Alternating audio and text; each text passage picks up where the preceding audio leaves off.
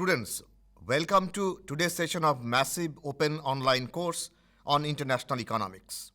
In today's session, we are going to discuss specific factor model of trade, which is a kind of transition from short-run trade model to a sort of long-run trade model. Students, you recall that in last 4 modules, we discussed Ricardian theory of trade, that was comparative cost advantage theory of trade. That was module number 9, 10, 11, and 12. And now we are gradually taking off from the basic assumption of Ricardian trade model. Basic assumption of Ricardian trade model was use of only one factor of production. So we are departing from that assumption. So in the process of this departure, what we are going to do in today's lecture, we will try to develop a model which is not Ricardian in a sense, but how it is different from Ricardian model, that I will discuss in due course of time. And then we will have, of course, 2 goods in the setup. You may have more than 2 goods, but in our discussion, we will have only 2 goods, but we will define the production function for a particular good X, because the other production function will be like the production function for X. And then we move to the marginal product of labor. So the implication is that labor is still one important factor of production here, but it is not only labor. We have something more to labor. And then we move to the production possibility frontier in this very specific factor model of trade. And then, of course, we have to look at few things that we usually do any trade theoretic model, that the prices of goods and the prices of factors. Prices of factor means one factor is labor. So our prime concern is the return to labor, that is wage, and of course labor allocation between various sectors.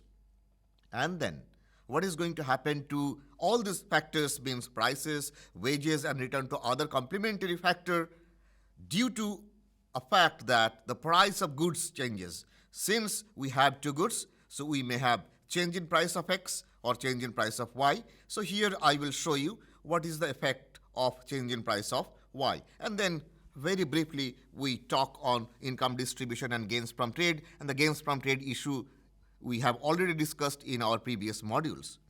So on the completion of this today's lecture, we will particularly try to solve 3 things. I'm not saying it is a question, but 3 issues. One is understand how a mobile factor will respond to price changes by moving across sectors. So the one new word that has been used here is mobile factor. So is there anything else which is not mobile? Hold on for a moment. I'll come to that issue and explain very clearly. And then explain why trade will generate both winners and losers in the short run. So as a result of trade, someone will win and someone will lose. If that is the case, then what is the way through which we can reconcile between these winners and losers? So understand the meaning of gains from trade when there are losers too. So we need to compensate the losers in order to allow them, in order to inspire them to be engaged in this kind of exchange or transaction that is called trade. So the model that is going to be discussed here is a very important model in trade theory, because it has been used by not only the trade theorists but also by the development economist, also by the economist who talks about the migration pattern, who talks about the transition from rural to urban economy, the existence of the informal sector that lies in between rural sector and the urban sector, and where a lot of people work in the informal sector, and whether informal sector can provide some sort of resting place for the people who are coming from rural area and searching for the urban job.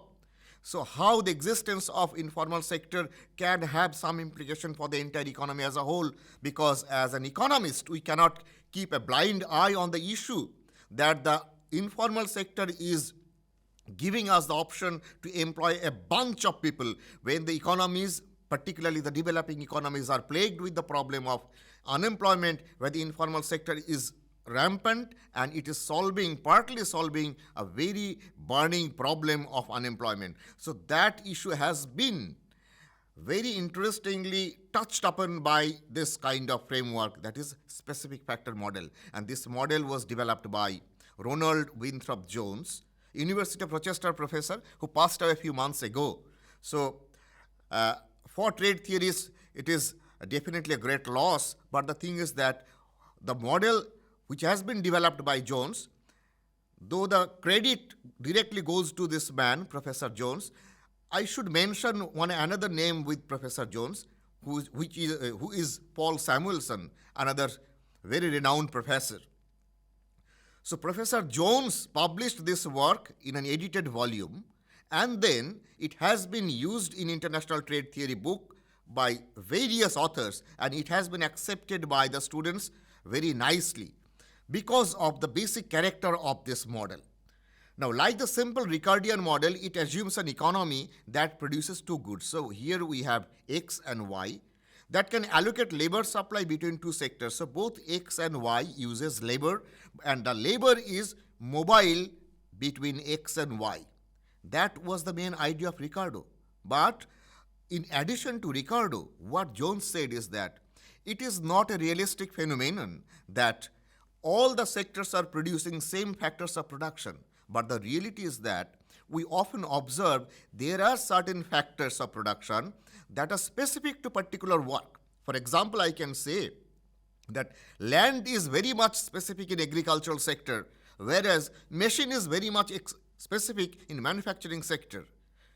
On the other hand, a computer is very much specific to software industry. A stethoscope is very much specific to a doctor. A chalk and duster is very much specific to a professor.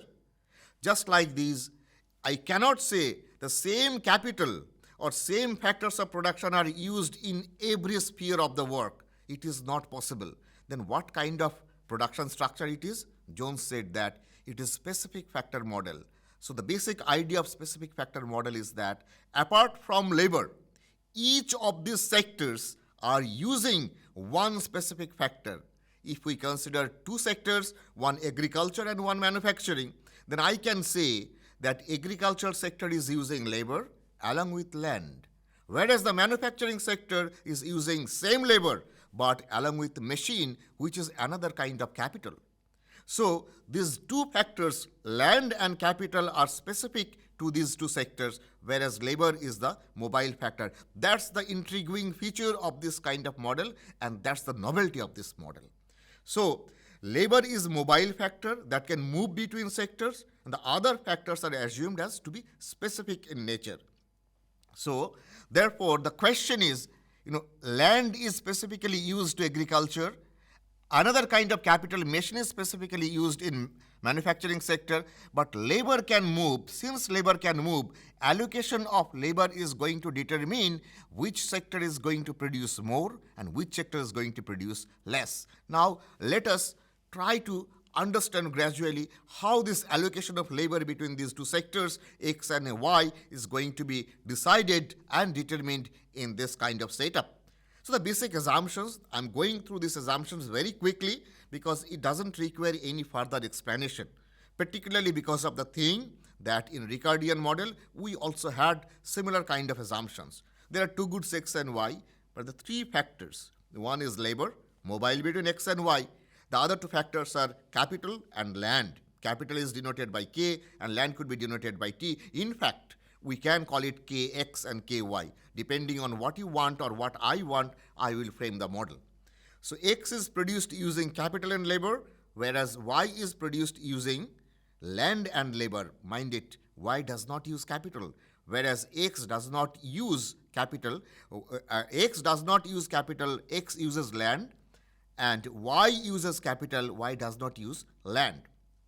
And the labor is mobile. The markets are competitive for both the factors and the commodities, and it follows standard competitive assumptions like constant returns to scale, diminishing marginal productivity, and the real cost per unit of production of any commodity that remains constant throughout. I can assume that in that case it is going to be a straight line. If it is not, you may have bowed out kind of production possibility frontier. You may have another kind of possibility in case of production, but we will use the usual one. Usual one is that it is like, concave to the origin, the production possibility frontier. So what I said, that is very briefly mentioned here. The QX, that stands for the amount of output of commodity X. The production function for X is defined as QX of K and LX, where LX is the labor force employed in X, whereas K is the capital stock. This capital is specific to X and that is used only in X. And I have another good. The production function for Y is denoted by QY. QY is equal to QY of T and LY. Look, same labor, when it is used in X, it is denoted by LX. When it is denoted by LY, it means that this amount of labor is used in Y, whereas T is specific in Y. Look, in this production function for X, there is no T, and in this production function for Y, there is no K. So this capital, these two things are not mobile between X and Y, whereas labor is mobile between X and Y. Now the question is, total amount of labor in the economy is L, and this L is distributed between X and Y. So this allocation of labor between X and Y is very important in our setup. So now we have to do that thing, but before we do that thing, let us very quickly recall what we learned in our microeconomics course. In our microeconomics course, we know that the production function for a particular commodity looks like this figure. It goes up, then reaches the maximum, then goes down. Here, if one looks at the production function very carefully, my K is fixed, whereas my LX, this is a variable because whenever I need it, I can get some amount of labor from Y because I have LY. So that may induce some changes output in Y and X. But the point that I want to mention at this point is that since K is fixed factor and LX is a variable factor, the production function that I have is a kind of short-run production function. But it is not like I have only one factor of production. The short-run production function means I have one specific factor, one fixed factor, I have one variable factor. So in case of this short-run production function, the shape of this curve, total product curve, which is like this one, that depends on the marginal productivity of the factors. So if on the horizontal axis I measure labor that is employed in X, on the vertical axis I measure the quantity of X. As I go on employing more and more labor, since the amount of capital is fixed, this employment of more and more labor follows diminishing marginal productivity principle. And because of that diminishing marginal productivity principle, my production function takes this shape. And students, you remember that we had 3 stages of production in microeconomics: first stage, second stage, and third stage of production. That was done by Robert Castle. I'm pretty sure that you are amazed to see that how microeconomics is going to be applied in international trade theory. So this is a typical shape of the production function. And similarly for Y, I will have similar production function, similar curve. The only difference would be QY here and LY here. And then I will have QY is equal to QY of T and LY. But the shape will remain same.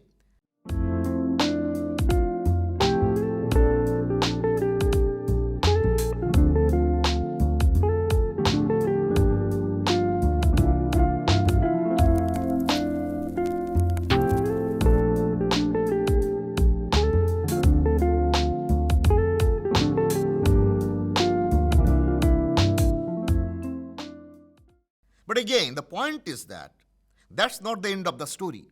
I need to know the marginal productivity of this labor because the market is characterized by competitive nature. If the market is characterized by competitive setup, then the return to the factors, labor and capital, depends on how much value is going to be added by that particular factor. So it follows the marginal productivity theory of distribution. Students, you remember that in your microeconomics course, maybe chapter number 12, 13 or 14, you had gone through this marginal productivity theory of distribution, where we have shown that the wage rate or return to capital should be equal to the value of marginal physical productivity of labor or capital. And the shape of the curve is like this one. Marginal productivity curve gradually falls from left to right. In case of labor, it falls from left to right.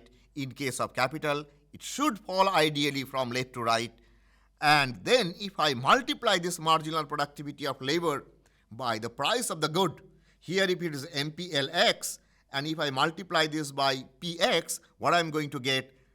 The value of marginal physical product of labor. This means how much value is going to be added to the system if I employ one more unit of labor. So in a competitive setup, labor should be paid exactly that amount of money. So if I am the labor, if someone asks me how much money you want, I will ask him how much value I am going to add to you. And if he says that it is rupees 50, then I will ask for rupees 50. So the wage rate or return to labor should be exactly the amount that I am contributing to the system. Why I have again reintroduced the idea of marginal productivity of labor in X and marginal productivity of labor in Y and marginal productivity of labor or capital in X and Y will also follow the same explanation. I will use this thing to explain a very interesting diagram in our next slide. As I said in my previous slide that we have a production function which is of usual shape. This is true for both the goods X and Y. Now, let us very quickly and very interestingly try to superimpose these two production functions in this diagram. This is a 4-quadrant diagram. Students, very interesting diagram, and I request you to look at this diagram very carefully, because once you understand this diagram, everything, all the implications of specific factor model will be clear in a moment. Now, in the first quadrant, I hope you remember that this is first quadrant, second quadrant, third quadrant, and fourth quadrant. In the first quadrant, I will come to the first quadrant at the end. The second quadrant, I have production function for X. Here I am measuring LX. Here I am measuring QX. So, if you remember the previous analysis, then the shape of the production function for X, or the total product curve for X, will be like this. And similarly, on the fourth quadrant, I have labor of Y on this axis and the output of Y on the horizontal axis. And the product curve or total product curve for the product Y looks like this. Now, students, very carefully look at this third quadrant. In the third quadrant, what I have on the horizontal axis to the left is measuring X labor requirement. And on the vertical axis, which is downwards, that measures Y labor employment. So LX and LY. So here whatever I have in this quadrant, that is nothing but the allocation of labor between X and Y. I told you, students, essentially the problem, main interesting dimension of specific factor model is the allocation of mobile factor labor between these two sectors, LX and LY. So once I get to know how much labor is going to be employed in X and how much labor is going to be employed in Y, I'm almost done. How? Follow. Say I'm considering point A. So point A gives me what? This much of labor is allocated in X and this much of labor is allocated in Y. And once I know that this much of labor is allocated in X, how much X I am going to produce, that is determined by the production function for X. The production function for X is like this. So for this amount of labor, I can produce this much of X. So this much of X means this much of X. Students, you remember this axis measures QX. Similarly, when this much of labor is used in X, the remaining labor, how can I get the remaining labor? I know the total amount of labor supply. From the total amount of labor supply, I am subtracting LX. So the remaining amount is LY. And in this diagram, the remaining amount of labor that can be employed in Y is given by this much. So this means the output of y should follow the production function for y, and the production function for y is in my fourth quadrant. So from fourth quadrant, the output production of y is this. Now I connect these 2 points. I try to find out the locus of these 2 points. 2 points of what?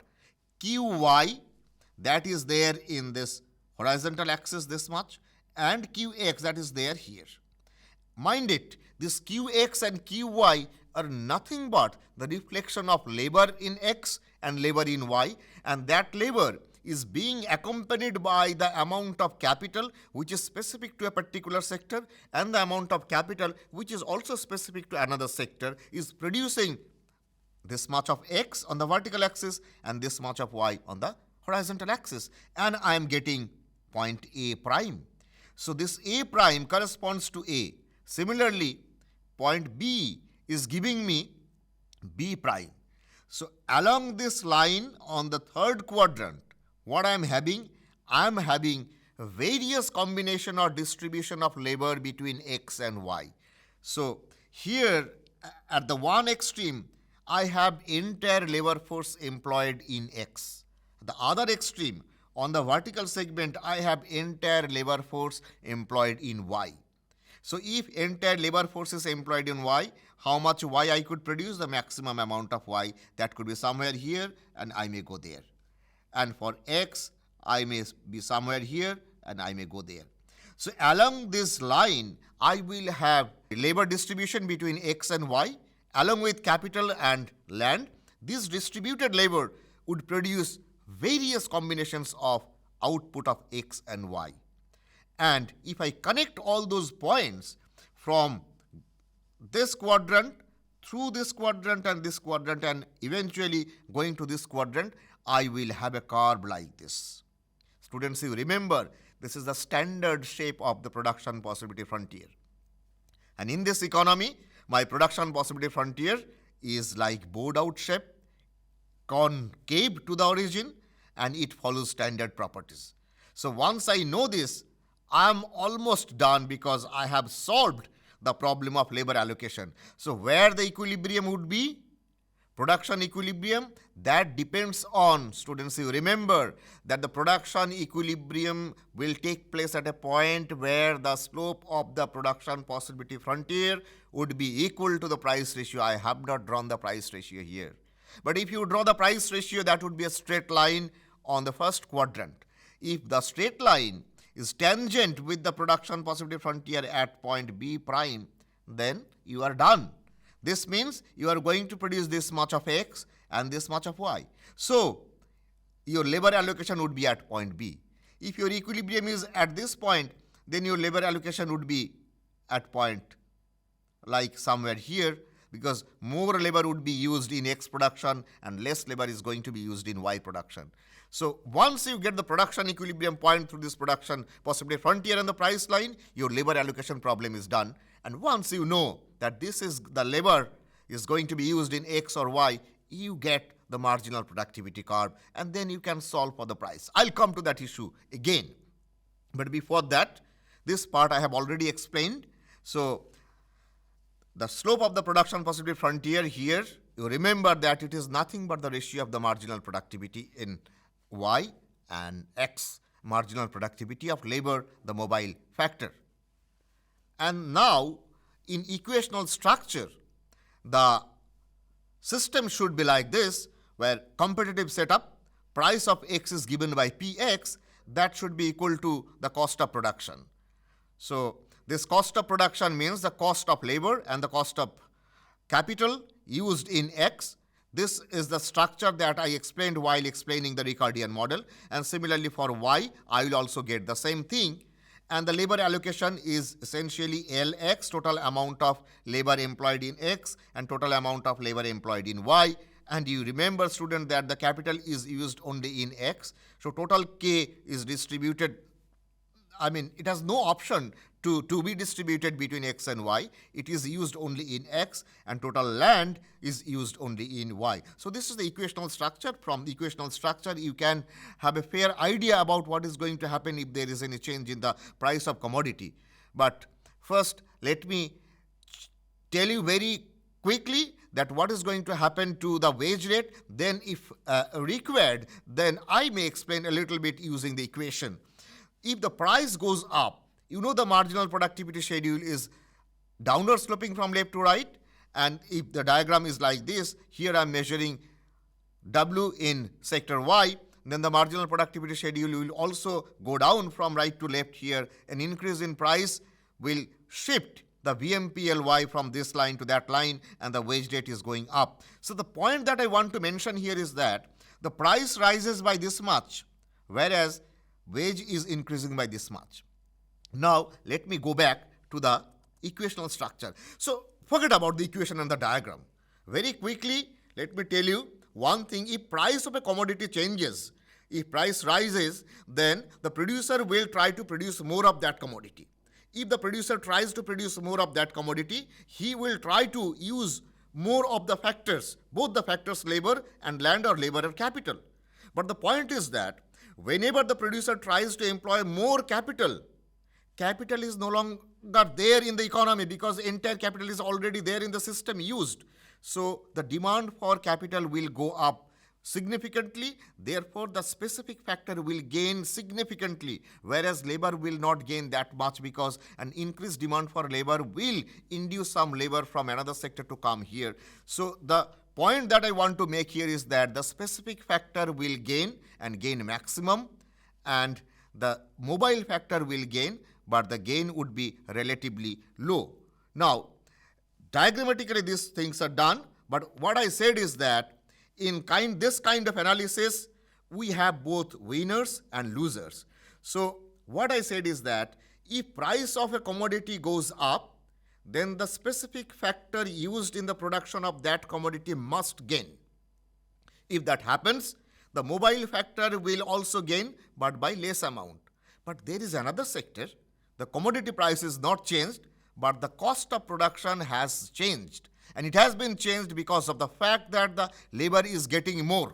If labor is getting more, the commodity price does not change, then the specific factor to that economy, to that sector must lose. So that is why I said that here international trade and the possibility of trade and the production will create both winners and losers. Now students, I just ask you to remember this kind of diagram that I explained before. So if I have on this kind of shade, this means I may move from this point to that point, indicating that I may move from lower indifference curve to higher indifference curve. If that happens, the extra gain may be distributed among the losers to compensate for their loss.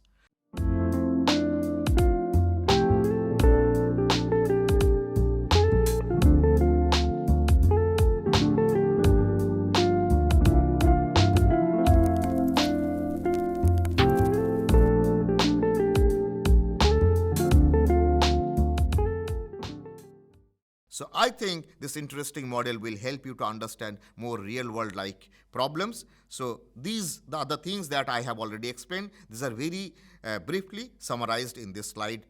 And thank you. I hope that you would be able to understand the whole thing.